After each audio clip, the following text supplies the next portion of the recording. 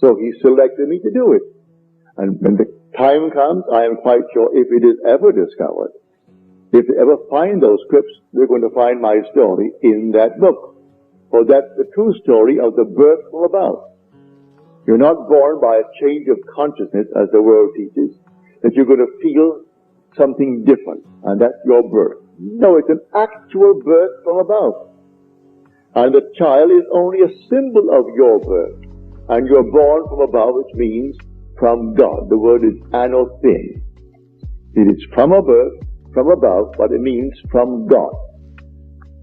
Those who are born of God are not born from below, which is of blood, or of the flesh, or of the will of man. But no, this is of God. And who is born is an expansion of God, that's all. His sons are expanding the one. For God, the one, is made up of all of his sons. And together they form God. And he's granting to each God, each himself, the Father. So here, what is true on this level, or any level for that matter, may not be true on a still higher level. Everything here is completely independent, seemingly, of your perception of it. And they go their way without asking your permission, and they do all the things that they want to do, and they do not consult you at all. And the day will come after you ascend that fiery stairway, that you are in control, and you look at the same world, and you don't ask them permission. You simply arrest them. Arrest them by arresting an activity in yourself, which is life. For as the Father has life in himself, he has granted the Son also to have life in himself. And that's the life.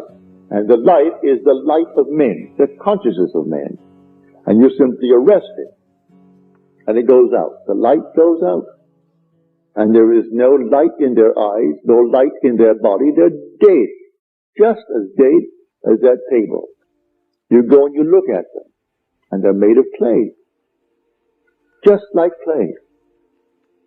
And then you release the activity in you, and suddenly they all become alive, and they don't even know there was an interval of time between that moment that you arrested them and the moment when you released them. And if you had arrested them for 1,000,000 years, when you released it, they would start off at that moment and not know that 1,000,000 years had passed. You would have no knowledge of it. They're dead. But the startling one, to be alive and be dead. To die, and you'll meet them one day, because this is going to happen to you. And you can't persuade them that they're dead, but that's all right, because they're not. They're very much alive. So, the thought that a man can be dead, not knowing that he is, that is a startling thought, but not compared to the thought, that possibility, that a man dead while he was alive. You dwell upon it. This may not seem practical to you tonight, but may I tell you, whatever is most profoundly spiritual is in reality most directly practical.